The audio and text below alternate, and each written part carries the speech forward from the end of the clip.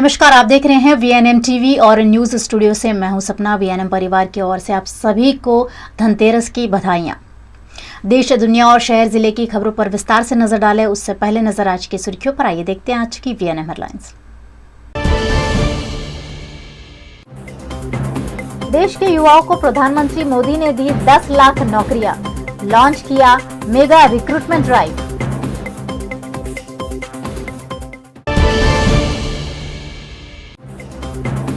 सरकार की रोजगार देने की मंशा पर कांग्रेस ने उठाए सवाल। अहमदाबाद आए पवन खेरा और आलोक शर्मा ने साधा निशाना।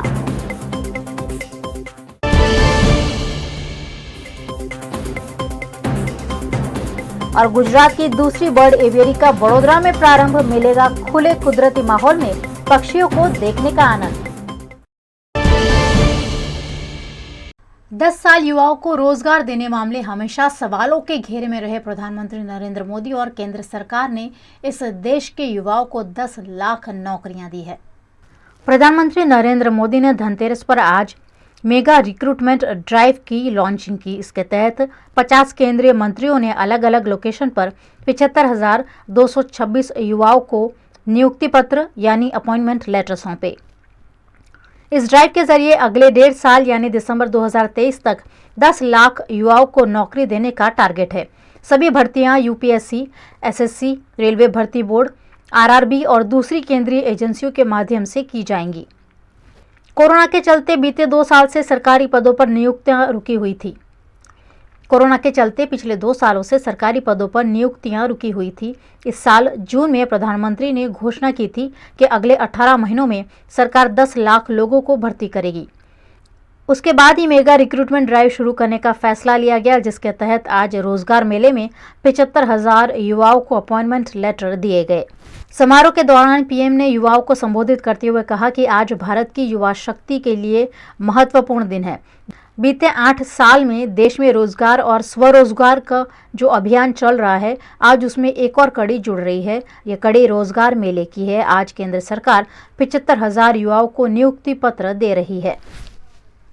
आज केंद्र सरकार आजादी के 75 वर्ष को ध्यान में रखते हुए 75,000 युवाओं को एक कार्यक्रम के अंतर्गत नियुक्ति पत्र दे रही है।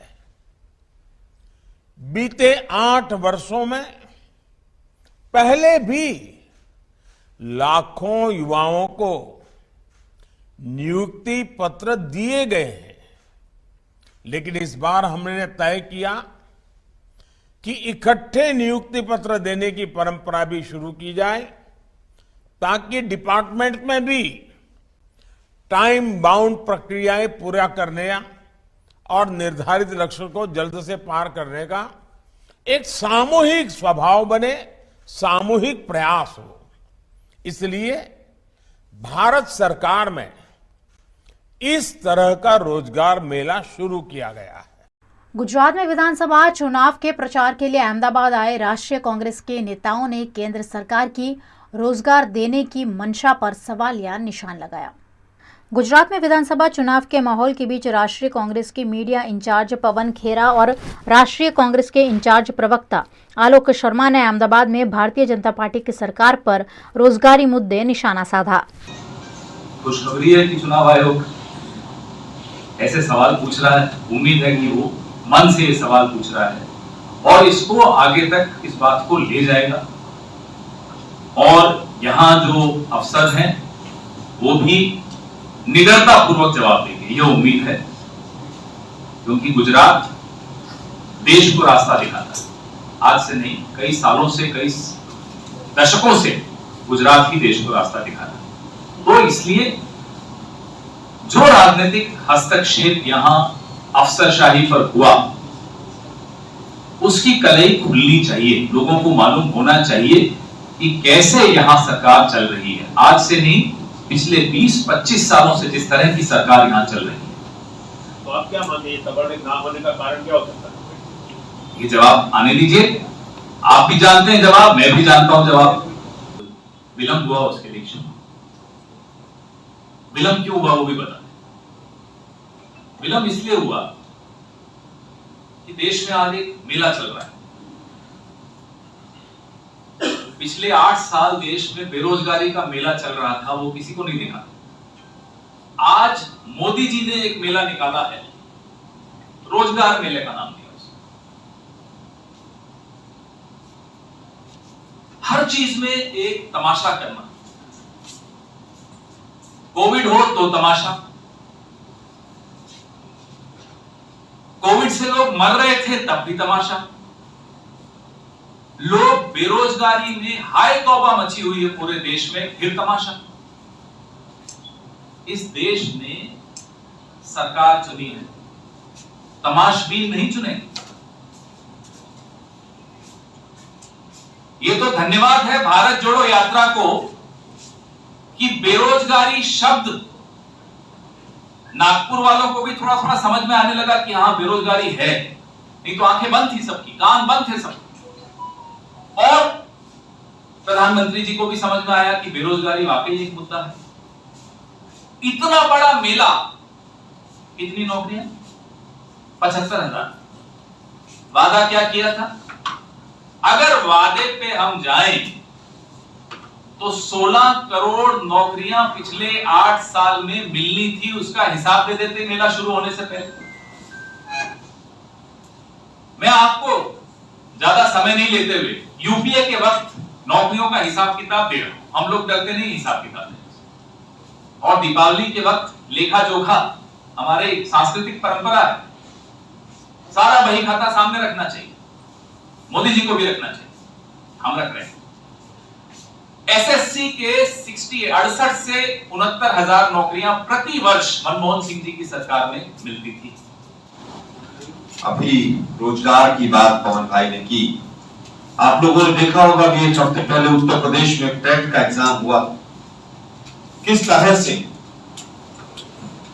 भेड़ बकरियों की तरह युवा साथी रेलवे में और प्लेटफॉर्म पर और ट्रेनों में दिखे थे। उसके बाद भी अगर मोदी साहब इवेंट मैनेजमेंट करने की हिम्मत रखते हैं तो गुजरात के नवयुवक इस चुटनी में उनको मुंहतोड़ जवाब देंगे। एक अन्य विषय, कल सुप्रीम कोर्ट का एक निर्णय आप पत्रकार बंधुओं ने देखा होगा, उस पर भी दृष्टि डालना बहुत जरूरी है। हेट स्पीचेस के ऊपर, क्योंकि गुजरात का चुनाव है और जब जब चुनाव आता है तो 80-20 और शमशान कब्रिस्तान और गोली मारो तमाम तरह के वायदे आने शुरू हो जाते हैं। गुजरात का चुनाव है, हिमाचल का चुनाव है, बीजेपी के तमाम लीडर्स आएंगे गुजरात में गुजरात की जनता को गुमराह करने के लिए। इस सुप्रीम कोर्ट का कल का निर्णय है हेट स्पीच के ऊपर। पहले एडीआर की रिपोर्ट आई कि हेट स्पीच 600% बीजेपी की सरकार आने के बाद बढ़ गई, क्योंकि यही हेट स्पीच जो है इनका मूल मंत्र है। चुनाव जीतने का मूल हथियार ही इनका हेट स्पीच है। सुप्रीम कोर्ट ने कल कहा है कि अगर कोई शिकायत नहीं करता है उसके बावजूद पुलिस कप्तान को संज्ञान लेना होगा और हेट स्पीच कम करनी होगी। देश का सर्वोच्च न्यायालय कह रहा है कि हम 21वीं सदी में जहां साइंटिफिक टेम्परामेंट और चांद पर जाने की बात होनी चाहिए, हमें हेट स्पीच पर निर्णय देने पड़ रहे हैं। वडोदरा महानगर पालिका द्वारा सयाजी बाग में आने वाले सैलानियों को बर्ड एवियरी की भेंट दी गई है। आज से कबाटी बाग की बर्ड एवियरी को खोल दिया गया है। गुजरात के वडोदरा शहर में महाराजा सयाजीराव गायकवाड़ ने शहर वासियों को कबाटी बाग के रूप में एक ऐतिहासिक भेंट दी है। वडोदरा के सयाजी बाग जू में राज्य की दूसरी एवियरी का आज वडोदरा महानगर पालिका के मेयर क्यू रोकड़िया के हाथों उद्घाटन किया गया। 14.21 करोड़ की लागत से बनाई गई इस एवियरी में 80 प्रजाति के पक्षी देखने मिलेंगे। इस वॉक इन एवियरी में इंडियन एक्वाटिक और एक्सोटिक पक्षी देखने मिलेंगे। केवड़िया के बाद गुजरात राज्य की ये दूसरी बर्ड एवियरी है, जिसमें दक्षिण अमेरिका, अफ्रीका, ऑस्ट्रेलिया के ब्लैक लॉरी बोलते हुए तोते, cockatoo, Amazon parrots, chattering lory, conure की वैरायटीज देखने मिलेंगी। इन पक्षियों की खासियत है कि देश के अलग अलग हिस्सों से यहाँ लाया गया है। फिलहाल जू में विभिन्न प्रजातियों के 750 जितने पक्षी हैं। बर्ड एवियरी के पहले डोम में देशी पक्षी जैसे कि बतख, बक्सा, कुंज और ढोंक जैसे 10 से 12 प्रकार के पक्षी देखने मिलेंगे, जबकि दूसरे डोम में काला हंस, गाज हंस, Amazon parrot, golden fringe, black lory जैसे विदेशी पक्षी देखने मिलेंगे। इन सभी के लिए एवियरी में कुदरती माहौल तैयार किया गया है। સયાજી બાગ ઝૂની જે વડોદરાનું સૌથી મોટો બાગ પણ છે અને સૌથી મોટું ઝૂ પણ વડોદરા સયાજી બાગ ખાતે છે, ત્યારે એ ઝૂમાં વોક ઇન એવિયરીનું આયોજન કરવામાં આવ્યું છે। 14 કરોડના ખર્ચે વોક ઇન એવિયરીમાં દેશના અને વિદેશના પક્ષીઓને લાવવામાં આવ્યા છે। ખાસ આ જગ્યા પર આ જ્યારે દિવાળીનું વેકેશન શરૂ થયું છે ત્યારે બધા જ લોકો પોતાના પરિવાર સાથે, પોતાની ત્યાં આમંત્રિત મહેમાનો સાથે અને વિદેશના મહેમાનોને પણ લઈને આવી શકે, વોક ઇન એવિયરી દેખાડી શકે, દેશના વિદેશના પક્ષીઓને પિંજરા વગર ખુલ્લામાં માણી શકે, એ રીતનું આયોજન આખું વડોદરા મહાનગરપાલિકા દ્વારા કરવામાં આવ્યું છે। આઈ થિંક અમુક પક્ષીઓ આવી ગયા છે, ઘણું ખરું થોડું ઘણું કામ બી બાકી છે। સામે ચૂંટણી છે તો લોકાર્પણ ઓબ્વિયસલી પણ જે બી હોય હવે સહેલાણીઓ માટે ખુલ્લું થઈ જશે। હોપફુલી આજથી પાર્શિયલ થયું છે, કામ પૂર્ણ થશે, વહેલી તકે પૂર્ણ થશે એવી આશા રાખું છું। એનું ફોલોઅપ બી અમે કરીશું, પણ આજથી બાગ ખુલ્લો રહેશે ને એવિયરી અને લાયન્સ તમામ માટે ખુલ્લું રહેશે એવી અમે એન્શ્યોર કરીશું। गुजरात में लगातार मजबूत होती जा रही आम आदमी पार्टी में 3 सरपंच समेत 20 जितने लोग शामिल हुए हैं। गुजरात में विधानसभा चुनाव से पहले आम आदमी पार्टी काफ़ी मजबूती से आगे बढ़ रही है। लगातार पार्टी की विचारधारा से लोग जुड़ते जा रहे हैं, जिस पर आम आदमी पार्टी के उपाध्यक्ष गुलाब सिंह यादव ने मीडिया से बातचीत करते हुए कहा कि कई अग्रणी अब आम आदमी पार्टी में जुड़कर पार्टी को मजबूती दे रहे हैं। ये करीबन 20 लोग आज जुड़े हैं। कई गाँव के सरपंच हैं और चुने हुए जनप्रतिनिधि हैं, कुछ रिपोर्टर हैं, और सबका आम आदमी पार्टी में स्वागत। और ऐसे हर जिलों में इस तरह के सोशल वर्कर, सरपंच, तालुका प्रमुख, इस तरह के रोजाना हर जिले में, हर तालुका में लोग जुड़ रहे हैं। आने वाले दिनों में एक कार्यकर्ता, जिस तरह से आपने देखा पिछले 1.5 महीने से गारंटी कार्ड लेकर हर घर तक पहुंचा है, और अरविंद केजरीवाल की गारंटी पर पंजाब के लोगों ने भरोसा किया और अब गुजरात के लोग भरोसा कर रहे हैं, क्योंकि वादे तो लगभग सारी पॉलिटिकल पार्टियां करती हैं। पहली बार देश की राजनीति में कोई एक ऐसा लीडर आया है, एक ऐसा जननायक आया है जिसने गारंटी शब्द का इस्तेमाल किया, और गारंटी वो जो करके दिखाया है। विधानसभा चुनाव के मद्देनजर गृह मंत्री अमित शाह कल गुजरात के दौरे पर आएंगे, जिसकी चाक चौबंद सुरक्षा तैयारियां पुलिस और प्रशासन द्वारा की गई है। गुजरात में अब किसी भी वक्त विधानसभा चुनाव का ऐलान हो सकता है। ऐसे में राष्ट्रीय नेताओं की आवाजाही लगातार गुजरात में जारी है। गुजरात के वडोदरा शहर में कल गृह मंत्री अमित शाह विजिट के लिए आने वाले हैं, जिसकी तैयारियों में पुलिस और प्रशासन जुटा हुआ है। वडोदरा एयरपोर्ट से सयाजीगंज की hotel grand Mercure Vadodara Surya palace तक पुलिस द्वारा एक ग्रांड रिहर्सल की गई। साथ ही इस इलाके को और इलाके की सड़कों को चमकाने का काम भी जारी है। गृह मंत्री अमित शाह विधानसभा चुनाव के ऐलान से पहले ही गुजरात के वडोदरा शहर में लोगों के बीच भारतीय जनता पार्टी का प्रचार करेंगे और साथ ही यहां वडोदरा में भारतीय जनता पार्टी के विधानसभा चुनाव के उम्मीदवारों पर विचार विमर्श भी करेंगे। नमस्कार, आप देख रहे हैं VNM टीवी और वक्त हो चला एक छोटे से ब्रेक का। ब्रेक के उस पार खास खबरें अभी और भी हैं, आप देखते रहिए VNM न्यूज।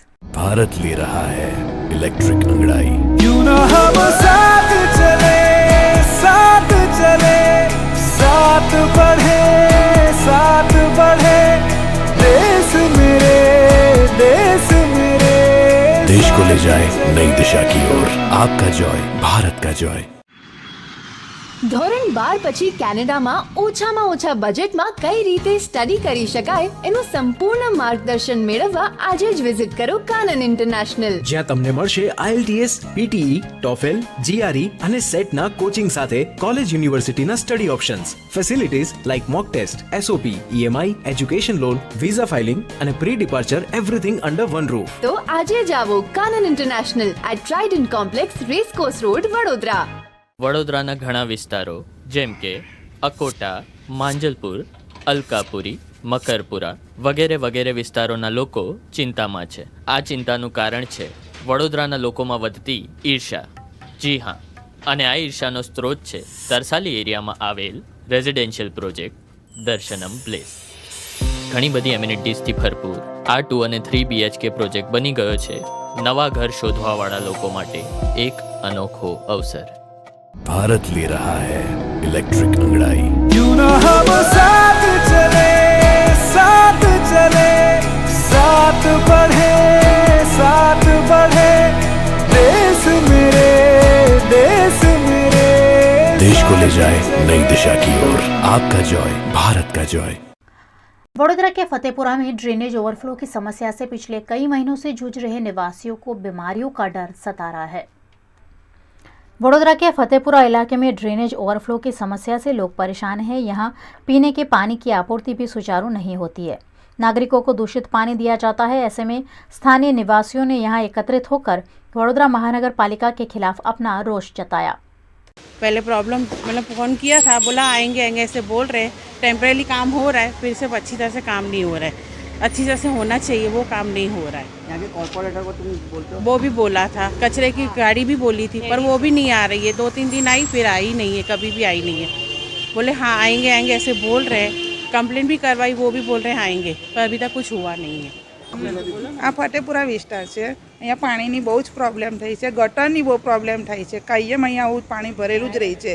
અમારા છોકરાઓ બી બહુ હેરાન થાય છે, કોઈ આવે છે કશું કામ થતું નથી, થાય છે પાછું એવું ને એવું થઈ જાય છે। આની રજૂઆત તમને કોઈને કરી છે? હા કરી છે, કોને કરી છે?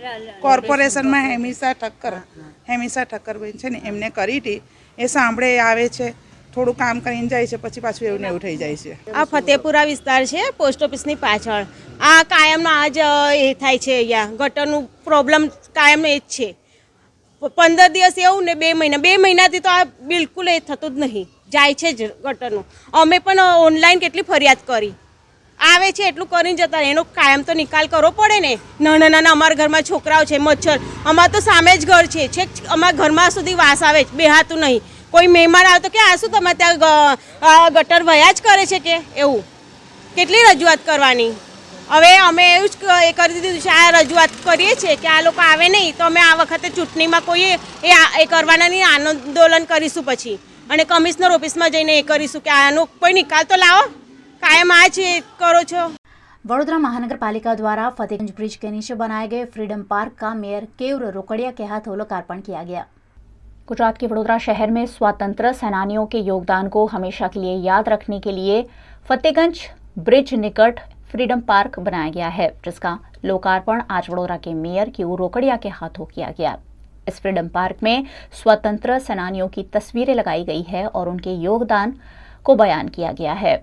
आज इस लोकार्पण के मौके पर वडोदरा महानगर पालिका के मेयर केवल रोकड़िया के साथ साथ deputy mayor Nanda Joshi, standing committee के अध्यक्ष डॉक्टर हितेंद्र पटेल, वडोदरा की सांसद रंजनबेन भट्ट, बीआरजी ग्रुप के फाउंडर सरगम गुप्ता, नवरचना ग्रुप की चेयरपर्सन तेजल अमीन, ब्राइट स्कूल के डायरेक्टर सीमित शाह, सौमिल शाह की उपस्थिति रही।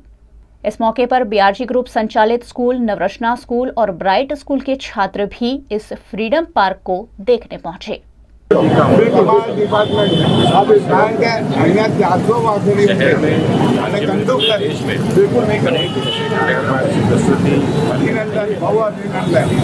भाग रूप में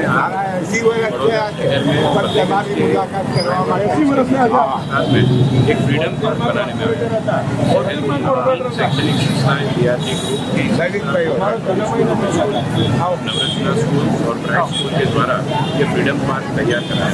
शहर के माननीय मेयर रोकड़िया जी की आगेवानी में उनके विचारों को ध्यान में रखते हुए ये पार्क तैयार करने में हम आज़ादी का अमृत महोत्सव की सेलिब्रेशन कर रहे हैं।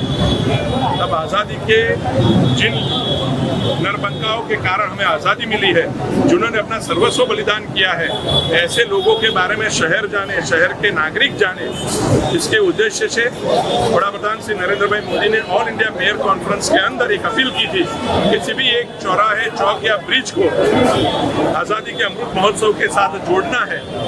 उसी तर्ज पर आज वडोदरा महानगर पालिका ने 3 शैक्षणिक संस्थाओं, नवरचना एजुकेशन सोसाइटी हो, ब्राइट ग्रुप हो या बीआरजी ग्रुप हो, उनके साथ मिलकर एक फ्रीडम पार्क का आयोजन किया है। यहाँ पे चित्र भी पेंटिंग पेंटिंग्स भी लगाए गए हैं, उनके पेंटिंग्स भी ड्रॉ किए गए हैं और उनके साथ स्कल्पचर का भी आयोजन किया है। वडोदरा शहर के हर एक नागरिक को मैं अनुरोध करता हूं कि आप आइए, देखिए और जिन्होंने हमारे लिए अपना सर्वस्व बलिदान किया है उनके बारे में जानिए। अपना कुछ न कुछ योगदान देते हैं। वडोदरा कला की भी आज फतेहगंज इतना अच्छा हमको कुछ न कुछ मैसेज देते हैं कि आज़ादी में जिन लोगों ने ये जो अपना योगदान दिया उनका कुछ न कुछ चित्र के साथ मैसेज हम वडोदरा वासी को नवरचना इंटरनेशनल स्कूल, हमारा केदार बहन, साथ में जी सरगम भाई और ब्राइट स्कूल सुमित भाई, इन तीनों स्कूल ने इकट्ठा होकर बहुत ही अच्छा ये फतेहगंज ब्रिज में चित्र बनाया है, मैसेज दिया है। आज़ादी का अमृत महोत्सव के भाग के स्वरूप इन तीनों स्कूल के हमारी बहन और भाई ने सब ने मिलके, उनके स्टाफ ने मिलके बहुत अच्छा वडोदरा के विकास में अपना खुद का योगदान दिया है।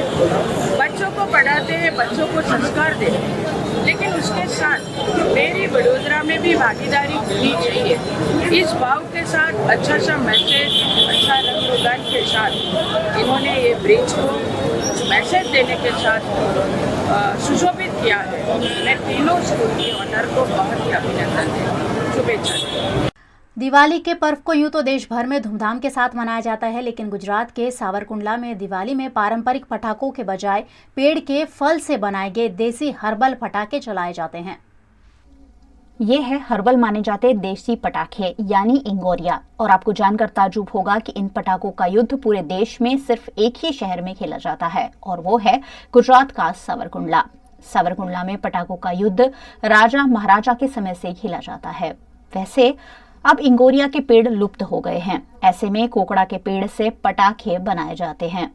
गुजरात के अमरेली जिला के सावरकुंडला में सालों से खेले जाते युद्ध की परंपरा आज भी कायम रखी गई है, जिसे इंगोरिया की लड़ाई कहते हैं। इंगोरिया यानी कि पेड़ पर होने वाला एक फल। 1 महीने पहले ही पेड़ से फल उतारकर उसे सुखा दिया जाता है और फिर उसमें पटाखे तैयार किए जाते हैं। इंगोरिया छेल्ला घणा वर्षोथी सावरकुंडलामां दिवाळीनी रात्रे रमत रमाय छे। आ इंगोरियानुं एक झाड़ होय छे, झाड़नी अंदर एना फळ थाय छे। ए फळ तोड़ी अने लगभग श्रावण महीनाना अंत सुधीमां लोको जंगलमांथी वाडीमांथी लई आवता होय छे। त्यार पछी भादरवा महीनामां जे धोम धकता ताप तड़का पड़े एमां सूकवे, सूकवा पछी एनी अंदरनो जे भाग होय जेने मावो कहेवामां आवे ई ड्रीलथी वडे अने एनाथी बहार काढे छे। बहार काढ्या पछी एनी अंदर विस्फोटक दारू जे फटाकडानी अंदर वपरातो होय एवो पोटेशियम वाळो दारू एनी अंदर भरवामां आवे छे अने सामग्री उपर लगाड़ी अने इंगोरियु तैयार करवामां आवे छे। अने वर्षोथी दायकाओथी सावरकुंडलामां सावर अने कुंडलानी वच्चे जे इंगोरियानी लड़ाई थाय छे ए थती होय छे। स्थानीय लोग मेहनत करके इन पटाखों को तैयार करते हैं। इन दिनों दिवाली के मद्देनजर स्थानीय युवा पटाखे बनाने में जुटे हुए हैं। इस युद्ध को देखने के लिए सावरकुंडला के साथ साथ पूरे गुजरात और अन्य राज्यों के लोग भी यहां आते हैं। इन पटाखों से ना ही प्रदूषण फैलता है और सब मिलजुल कर हंसी खुशी त्योहार का आनंद ले पाते हैं।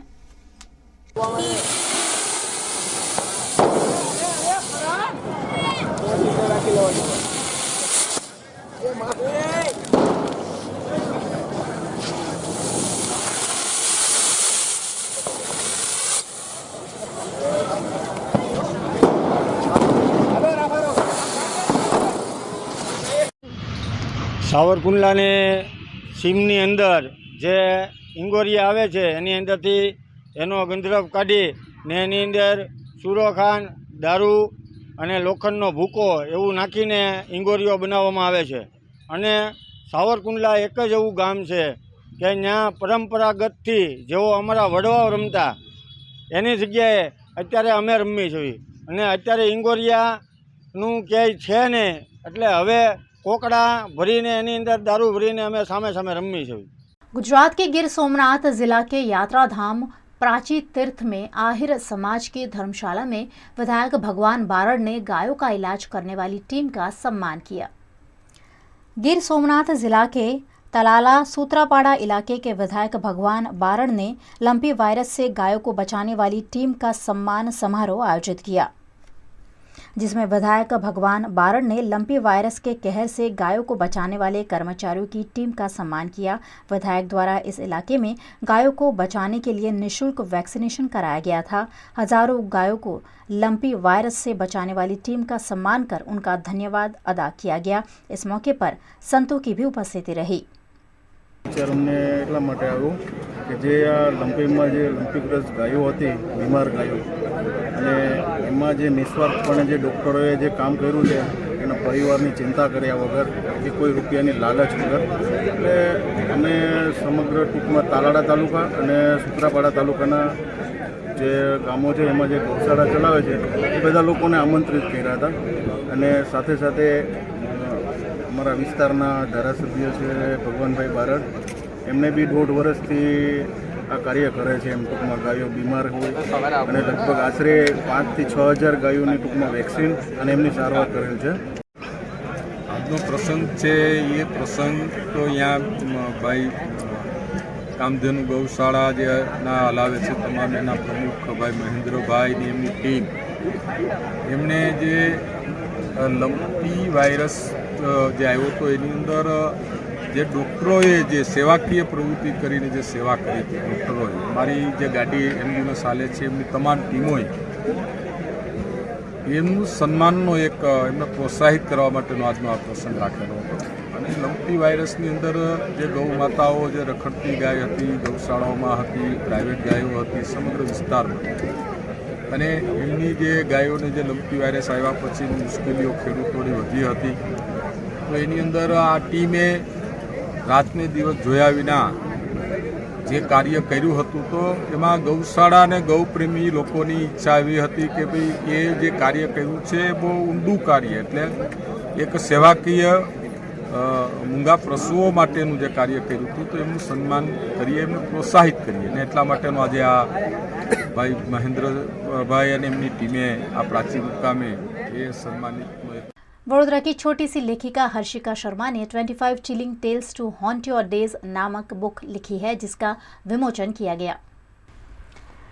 जब बच्चे छोटी उम्र में खुद किताबें पढ़ रहे होते हैं, तब वडोदरा की एक छोटी सी बच्ची ने अपनी खुद की किताब लिखी है। वडोदरा के नवरचना स्कूल में 7वीं कक्षा में पढ़ने वाली 11 साल की हंसिका शर्मा की किताब 25 chilling tales to haunt your days पिछले दिनों लॉन्च हुई है, जो अमेज़ॉन से लेकर कई प्लेटफॉर्म पर खूब बिक रही है। हंसिका ने जो किताब लिखी है उसमें 25 हॉरर कहानियां लिखी है। ये कहानियां छोटे बच्चों के लिए लिखी गई हैं, इसलिए हॉरर और इंटरेस्ट को बैलेंस करते हुए हंसिका ने अपने हुनर को किताब में उतारा है।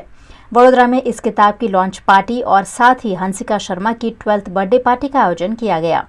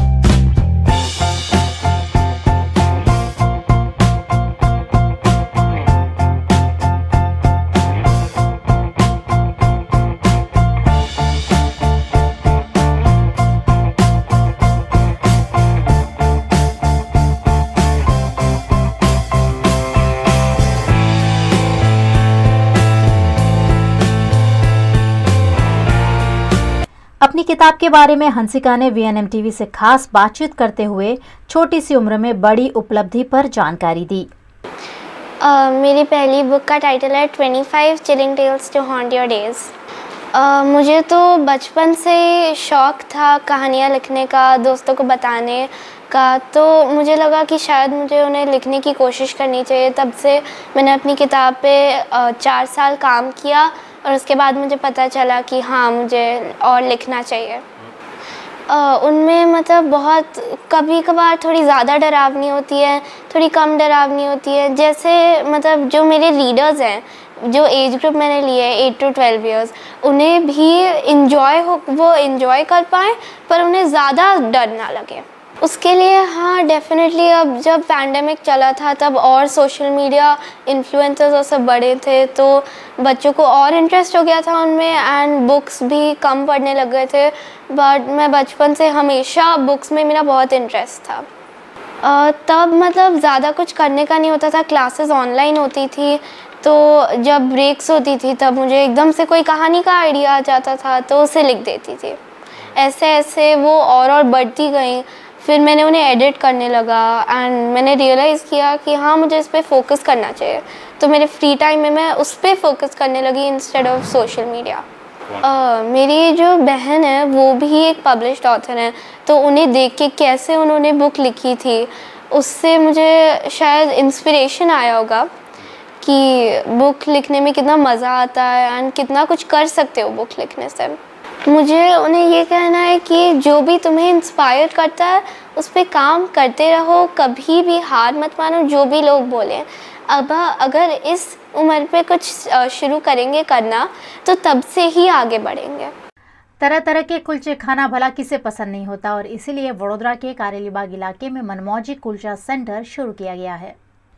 सालों से केटरिंग के व्यवसाय से जुड़े हुए और वडोदरा शहर की स्वादप्रिय जनता के लिए कारेलीबाग में मुक्तानंद 3 रास्ता पर पंजाबी, साउथ इंडियन और चाइनीज जायके सर्व करने वाले धर्मेंद्र कोठारी और जय कोठारी ने मनमौजी कुलचा की नई शुरुआत की है, जहां तरह तरह के कुलचे वडोदरा के स्वाद प्रिय जनता के लिए उपलब्ध कराए गए हैं, जिसमें आलू मिक्स वेज कुलचा, पनीर कुलचा सहित की वैरायटीज आपका इंतजार कर रही है। हमने मनमौजी का ब्रांड 1 साल पहले चालू किया था। यहाँ पे हमारी सेकंड ब्रांच है मनमौजी अमृतसरी कुलचा। एक ब्रांच हमारी इलोरा पार्क में है, यहाँ पे अमृतसरी कुलचा किया है, वहाँ पे मल्टी क्यूजिन रेस्टोरेंट किया था। सबसे पहला स्टार्टअप हमारा पिछले साल हमने मनमौजी रेस्टोरेंट के नाम से वहाँ मल्टी क्यूजिन किया था, वहाँ पंजाबी, चाइनीज, साउथ इंडियन के नाम से किया था। यहाँ पे हमको मार्केट सर्वे किया तो यहाँ अमृतसरी कुलचा कोई भी जगह नहीं था, तो फिर हमारी इच्छा हुई कि अमृतसरी कुलचा यहाँ पे अपन खोले, तो यहाँ अमृतसरी कुलचा हमने स्टार्ट किया है। हमारे पास यहाँ पे 18 टाइप के कुलचे हैं। हमारा अभी सबसे स्पेशल कुलचा अभी जो आ रहा है वो 32 इंच का कुलचा आ रहा है, वो मनमौजी स्पेशल कुलचा के नाम से जाना जाता है। वो 32 इंच का कुलचा उसको हम छोले और दाल मखनी के साथ सर्व करते हैं। T20 वर्ल्ड कप में खेल रहे भारतीय क्रिकेटर हार्दिक पांड्या और दीपक हुड्डा को वडोदरा के योगा कोच राजेश बारोट ने फिटनेस की ट्रेनिंग दी है। देश विदेश में इन दिनों T20 वर्ल्ड कप की खूब चर्चा है। भारत में दिवाली के त्योहार के बीच T20 वर्ल्ड कप खेला जा रहा है, जिसे लेकर लोगों में काफी उत्साह है। भारतीय क्रिकेटरों के प्रदर्शन पर पूरे देश को काफी उम्मीदें हैं। भारतीय टीम के 2 महत्वपूर्ण खिलाड़ी दीपक हुड्डा और हार्दिक पांड्या को गुजरात के BCA योगा कोच राजेश बारोट ने अंडर 16, अंडर 19 और रणजी मैचों के दौरान फिजिकली और मेंटली फिटनेस के लिए योगा की तालीम दी हुई है। हार्दिक पांड्या और दीपक हुड्डा दोनों ही देश के लिए काफी बेहतरीन खेल इन दिनों दिखा रहे हैं। ऐसे में T20 वर्ल्ड कप से पहले और खासकर भारत पाकिस्तान के बीच कल खेले जाने वाले महामुकाबले से पहले योगा कोच राजेश बारोट ने दीपक हुड्डा और हार्दिक पांड्या के साथ अपनी यादों को ताजा करते हुए कहा कि हार्दिक पांड्या को योगा स्ट्रेचिंग काफी पसंद है, जबकि दीपक हुड्डा प्राणायाम, मेडिटेशन की ओर ज्यादा ध्यान देते हैं। क्रिकेट जैसे खेल में जहां फ्लेक्सिबिलिटी और साथ ही फोकस बहुत ज्यादा जरूरी है, ऐसे में योग और प्राणायाम खिलाड़ियों के लिए काफी महत्वपूर्ण साबित होते हैं। वडोदरा शहर ने भारत देश को कई इंटरनेशनल खिलाड़ी दिए हैं, उनमें से ही दीपक हुड्डा और हार्दिक पांड्या है। इन दोनों के साथ साथ पूरी भारतीय टीम को पूरा भारत देश शुभकामनाएं देते हुए कल का महामुकाबला जीतने की आस रख रहे हैं। क्रिकेटर हार्दिक पांड्या और दीपक हुडा, ये दोनों को माइंड एंड बॉडी फिटनेस के लिए योग की ट्रेनिंग मैंने दी है, जिसमें हार्दिक पांड्या तो बहुत ही अंडर 16, अंडर 19 इस एज से खेलते हैं और दीपक हुडा भी अंडर 16, अंडर 19 से मेरे पास योग की ट्रेनिंग लेते थे और दोनों बहुत ही उत्साह और उमंग से योग का training mind and body fitness के लिए लेते थे। हार्दिक पांड्या है जिसको मैंने forward bending, back bending, twisting and how to fall your body on the ground without injury, तो ये हार्दिक पांड्या को बहुत अच्छा लगता था। तो मैंने forward bending, back bending and how to fall your body forward, backward, side, go on the ground without injury, और कोई चोट लगे बगैर कैसे हम उसको मूव कर सकते हैं। तो इसमें योग में बहुत सारी ऐसे क्रिया हैं, जैसे आसन करते हैं तो कहीं गिर जाते हैं, तो अगर गिर गए तो इस तरह की स्थिति में गिरना है कि शरीर के किसी भाग को चोट ना आए, और चोट भी है तो हल्की फुल्की, और दूसरा हम एक्ट कर सके। तो हार्दिक पांड्या को ये बहुत अच्छा लगता था, बहुत प्रीतिकर लगता था, और उसने काफ़ी अच्छा, बहुत उत्साह और उमंग से उस समय मुझसे लर्न किया था अंडर 16, अंडर 19 में। तो उसको योगा स्ट्रेचिंग, जिसमें फॉरवर्ड स्ट्रेचिंग है, बैकवर्ड स्ट्रेचिंग है, फिर हमारे हैंड्स और लेग्स के योगा स्ट्रेच होते हैं, जिनका बॉडी बहुत स्टीफ हो जाता है तो वो बहुत हेल्पफुल होता है। लेकिन हार्दिक पांड्या का बॉडी का फ्लेक्सिबिलिटी, मोबिलिटी, स्ट्रेंथ बहुत अच्छा है, वेरी अप्रिशिएबल, और उसका कंसंट्रेशन भी बहुत अच्छा है और किसी भी एक पर बहुत ध्यान अच्छा दे पा रहा है। और हम उम्मीद रखते हैं कि इस मैच में बहुत सक्सेसफुल सभी खिलाड़ियों का परफॉर्म रहें। और दीपक हुडा है जिसको मेडिटेशन बहुत पसंद है, प्राणायाम जो है, ध्यान है, और इसके माध्यम से वो काफ़ी अपने खेल में पूरी तरह एकाग्र हो सके। और जो क्रिकेट का खेल है उसका जो आधार है वो ध्यान है। जितनी ध्यान की कुशलता अच्छी होती है किसी भी खिलाड़ी की, तो वो बॉलिंग है, बैटिंग है, फील्डिंग है, ये सभी क्षेत्र में अच्छा परफॉर्म कर पाता है और उसका लेवल ऑफ कॉन्फिडेंस अप रहता है। इसलिए योग क्रिकेट में बहुत महत्वपूर्ण है, और तनाव रहित उसको एक्ट करना, उसको खेलना, तो इससे वह नेचुरल एंड स्पॉन्टेनियस गेम खेल सकता है। और कोई भी सिचुएशन अगर सडनली क्रिएट होती है तो give the response to the situation with natural and spontaneous. और जितना हम नेचुरल स्पॉन्टेनियस अपने को एक्सप्रेस करते हो, अपना नेचुरल गेम एक्सप्रेस करते हो, तो उतना अच्छा परफॉर्म होता है। जैसे अभी भारत और पाकिस्तान का मैच है तो इसके दरमियान एक प्रेशर बना रहता है, लेकिन जो खिलाड़ी अपने नेचुरल स्पॉन्टेनियस वे में खेलते हैं, यानी कि अपना जो नेचुरल फ्लो है उसमें बनाए रखते हैं, तो परफॉर्मेंस बहुत अच्छा रहता है, प्रयास भी बहुत सक्सेसफुल रहता है और जीतने की पूरी संभावना रहती है। तो क्रिकेटर हार्दिक पांड्या और दीपक हुडा दोनों को आसन और ध्यान प्राणायाम इसकी मैंने तालीम दी है। अमरेली के राजूला में दिवाली की खरीदारी के बीच तब तहलका मच गया जब एटीएम का सायरन अचानक जोर जोर से बजने लगा। जब भी एटीएम में कोई संदिग्ध गतिविधि होती है तो एटीएम में लगा हुआ सायरन अपने आप बजने लगता है। कुछ ऐसा ही गुजरात के अमरेली के राजूला में देखने मिला, जहां स्टेट बैंक ऑफ इंडिया के बाहर लगा हुआ एटीएम अचानक जोर जोर से बजने लग गया। बीती रात बैंक के एटीएम में अचानक सायरन बजने से पूरे इलाके में दहशत का माहौल देखने मिला। एक तरफ दिवाली के चलते सब्जी मार्केट और मुख्य सड़क पर काफी ट्रैफिक जैम था, और इसी बीच यहां स्थित ये सायरन अचानक बजने लग गया, जिससे अगल बगल के व्यापारी भी सकते में आ गए। सायरन लंबे अरसे तक बजता रहा, लेकिन सायरन क्यों बज रहा है ये कोई नहीं जान पाया। ऐसे में घटना की जानकारी फौरन बैंक के अधिकारियों को, दमकल विभाग को और पुलिस को दी गई। किसी टेक्निकल क्षति की वजह से ये सायरन बज रहा था या कोई संदिग्ध गतिविधि या एटीएम से छेड़छाड़ हुई थी, उसकी जांच की जा रही है। वडोदरा के कीर्ति मंदिर में अल्पना ग्रुप के रंगोली प्रदर्शन का आयोजन हुआ है, जिसकी तैयारियां रंगोली कलाकारों द्वारा की गई। दिवाली का त्योहार शुरू हो चुका है और दिवाली के त्योहार में रंगोली बनाने की पुरानी परंपरा है। इस परंपरा के तहत गुजरात के वडोदरा शहर में रंगोली प्रदर्शन के आयोजन किए जाते हैं। वडोदरा के कीर्ति मंदिर में अल्पना ग्रुप द्वारा रंगोली प्रदर्शन का आयोजन किया गया है, जिसमें कलाकारों ने अलग अलग थीम पर रंगोली तैयार की है। ये जो अपना जो पुराना जो आजकल लोग पुरानी चीज़ें यूज़ कर रहे हैं, तो क्यों ना हम आप ये साइकिल चालू करें चलाने का और हेल्थ को मेंटेन करें। और मेरा जो है हर साल में बड़ौदा के अलग अलग मॉन्यूमेंट ड्रॉ करता हूँ, तो ये इस तरह से अलग तरह का मॉन्यूमेंट लिया है। नॉर्मली मैं कीर्ति मंदिर, न्याय मंदिर ऐसे अलग अलग स्ट्रक्चर बनाता हूँ।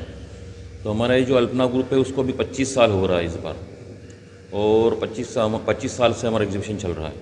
और अलग अलग तरह के सब अलग अलग आर्टिस्ट, जैसे कोई इलेक्ट्रीशियन है, मैं इंजीनियर हूँ, कोई टीचर है, कोई हाउसवाइफ है, ऐसे अलग अलग लोग यहाँ पे हम मिल के काम करते हैं। कोई बड़ौदा से बाहर भी लोग आते हैं, और यहाँ बैठ के हम 10 दिन अच्छी तरह से रंगोली करते हैं और हर साल अच्छे से एग्जीबिशन करते हैं। वैष्णव धर्मगुरु डॉक्टर वागेश कुमार महाराज ने दिवाली की शुभकामनाएं देकर दीपावली पर पड़ रहे सूर्य ग्रहण पर जानकारी देते हुए ग्रहण से कैसे बचा जा सकता है उस पर मार्गदर्शन दिया। समूचे विश्व के भक्तजनों को, वैष्णव जनों को दीपावली की बहुत बहुत शुभकामना देते हुए 21 तारीख को रमा एकादशी व्रत, 22 तारीख को धनत्रयोदशी, 23 तारीख को रूप चतुर्दशी, 25 तारीख को दर्श अमावस्या के दिन खंडग्रास सूर्य ग्रहण का एक विशेष आयोजन इस वर्ष मिला है भारत देश को। उस विषय में मैं कहना चाहूँगा, ग्रहण का वेद 25/10/2022 को प्रातः 4:50 से लगेगा, अतः उसके बाद भोजन नहीं हो सकेगा। दोपहर 2:18 बजे तक जलपान किया जा सकेगा। छोटे बालक एवं वृद्ध तथा रोगी मनुष्य दोपहर 2:18 तक भोजन कर सकेंगे। दिनांक 25/10/2022 को राजभोग तक का सेवाक्रम यथाशीघ्र पहुंचकर श्री प्रभु के अनुसर करा दिया जाएगा। राजभोग की प्रसादी तमाम गौ माताओं को जाएगी। ग्रहण के मध्य में 5:32 पर प्रभु के आगे दान का संकल्प किया जाएगा। यद्यपि ग्रहण का मोक्ष 25/10/2022 को शाम 6:29 को होगा, उसका वेद दूसरे दिन 26/10/2022 के दिन सूर्योदय समय प्रातः 6:39 की समाप्ति तक रहेगा। ये बात मैं सभी भक्तजनों को बताना चाहूँगा। वास्तव में दीपावली के दिन का ग्रहण वर्षों पश्चात इस देश के अंदर आ रहा है। मैं आपसे ये कहना चाहूँगा कि विश्व पटल पर निश्चित रूप से कुछ उथल पाथल की संभावनाएं दिख रही हैं, लेकिन प्रभु की भक्ति, प्रभु की सेवा और इस दीपावली के शुभ अवसर पर प्रत्येक जीवात्मा की कल्याण की भावना रख के अगर हम काम करते हैं तो यह ग्रहण कभी भी हमें कोई समस्या को उत्पन्न नहीं होने देगा। सभी भक्तजनों को यह नम्र अनुरोध है कि इस ग्रहण का पालन करें और भक्ति के द्वारा, शरणागति के द्वारा, सेवा के द्वारा, स्मरण के द्वारा अपने जीवन को धन्य करें। और विशेष रूप से इस दीपावली पर्व पर सभी भक्तजनों को, सभी वैष्णव जनों को, सभी आत्मीय जनों को बहुत बहुत बधाई, बहुत बहुत शुभकामना और मंगल कामना देते हुए मैं अपने अल्प वक्तव्य से विराम लेता हूँ। VNM न्यूज स्टूडियो से ये थी दिन भर की खबरें। आप VNM टीवी की सारी न्यूज यूट्यूब, फेसबुक और इंस्टाग्राम के अलावा OTT प्लेटफॉर्म पर लाइव देख सकते हैं। आप Dailyhunt, Jio TV, Vodafone TV, rock TV और जॉय टीवी पर 24 घंटे देख सकते हैं VNM की खबरें। तो देखते रहिए VNM टीवी। मुझे दीजिए इजाजत।